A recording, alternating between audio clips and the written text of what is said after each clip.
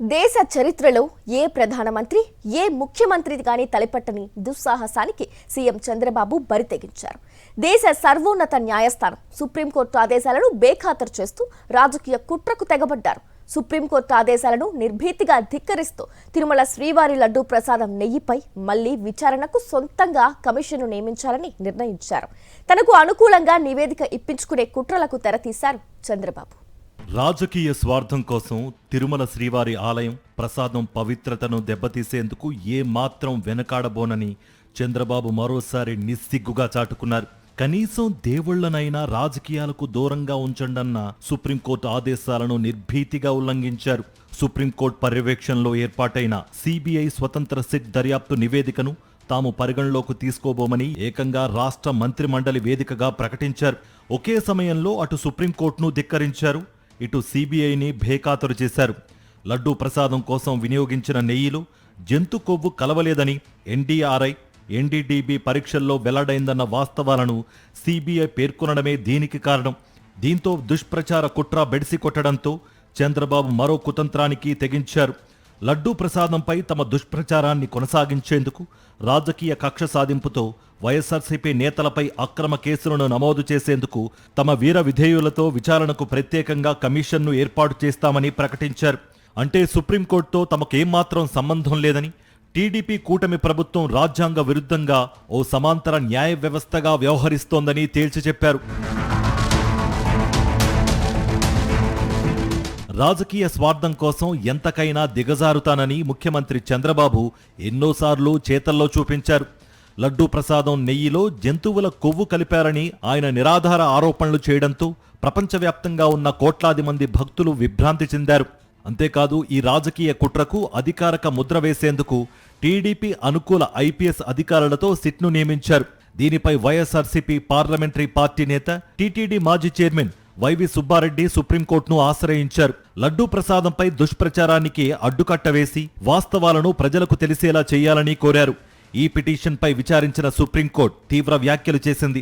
కనీసం దేవుళ్లను అయినా రాజకీయాలకు దూరంగా ఉంచాలని టీడీపీ కూటమి ప్రభుత్వానికి హితవు చెప్పింది. ఈ క్రమంలో లడ్డూ ప్రసాదం కోసం వినియోగించిన నెయ్యి నాణ్యతపై విచారించేందుకు చంద్రబాబు ప్రభుత్వం ఏర్పాటు చేసిన సిట్ను రద్దు చేసింది.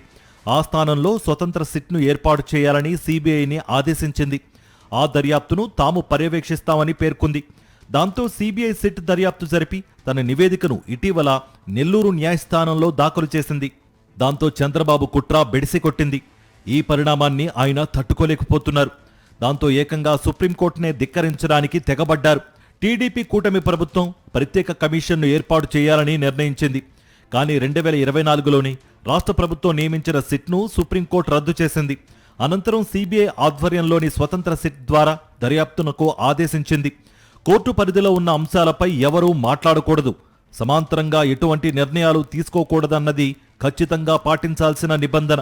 దీన్ని చంద్రబాబు ప్రభుత్వం ఉల్లంఘించేందుకు బరితెగించింది. తాము ప్రత్యేకంగా కమిషన్ను ఏర్పాటు చేస్తానని ప్రకటించింది. ఏకంగా అత్యున్నత న్యాయస్థానాన్నే సవాలు చేసి న్యాయ ధిక్కారానికి తెగబడింది. సిబిఐ దాఖలు చేసిన ఛార్జ్షీట్ను నెల్లూరు న్యాయస్థానం ఇంకా పరిగణలోకి తీసుకోలేదు. ఛార్జ్షీట్లోని అంశాలపై న్యాయస్థానం పరిశీలించి విచారించాలి. దానిపై ఇరు వర్గాల న్యాయవాదులు తమ వాదనలు వినిపించాలి. కానీ ముఖ్యమంత్రి చంద్రబాబు తానే సుప్రీం అన్నట్లుగా బరితెగించారు. కేబినెట్ సమావేశానికి ముందుగా డిప్యూటీ సీఎం పవన్ కళ్యాణ్, మంత్రులు నారా లోకేష్, పయ్యావుల కేశవ్, నాదెండ్ల మనోహర్, సత్యకుమార్లతో సమావేశమై ఛార్జ్షీట్లోని అంశాలపై చర్చించారు. సుప్రీంకోర్టు ఆదేశాలను బేఖాతరు చేస్తూ నిర్వహించిన ఈ సమావేశానికి DGP Harish Kumar Gupta, intelligence chief Mahesh Chandra, ఇతర పోలీసు ఉన్నతాధికారులు హాజరయ్యారు. సిట్ సభ్యుడిగా ఉన్న ఓ అధికారి కూడా ఈ సమావేశంలో పాల్గొనడం విస్మయపరుస్తోంది. అంటే సుప్రీంకోర్టు ఆదేశాలతో నియమించిన సిట్లో సభ్యుడిగా ఉన్న ఆ అధికారి సుప్రీంకోర్టు ఆదేశాలను ధిక్కరించే సమావేశంలో భాగస్వామి అయ్యారు. ఆది నుంచి అత్యంత వివాదాస్పదుడిగా గుర్తింపు పొందిన ఆ అధికారి మరోసారి రాజ్యాంగబద్ధ ధర్మం కంటే తన రాజకీయ విధేయతకే పెద్దపీట వేశారు. ఈ ఎంపిక చేసిన మంత్రులతో సమావేశం అనంతరం ముఖ్యమంత్రి చంద్రబాబు కేబినెట్ భేటీలో కూడా సిబిఐ ఛార్జ్షీట్లో పేర్కొన్న అంశాలపై చర్చించారు. అంతేకాదు అందులోని అంశాలను ముఖ్యమంత్రి, మంత్రులు విభేదించారు. ఆ ఛార్జ్షీట్ సమగ్రంగా లేదని వారే తీర్పునిచ్చేశారు. ఈ విధంగా తాము సమాంతర న్యాయ వ్యవస్థ అన్నట్లుగా వ్యవహరించారు. సిబిఐ దర్యాప్తు నివేదికను తాము గుర్తించబోమని పరోక్షంగా ప్రకటించారు. అందుకే లడ్డూ ప్రసాదం అంశంపై దర్యాప్తు చేసేందుకు టీడీపీ కూటమి ప్రభుత్వం ప్రత్యేకంగా కమిషన్ను నియమించాలని నిర్ణయిస్తూ కేబినెట్ సమావేశంలో తీర్మానించింది.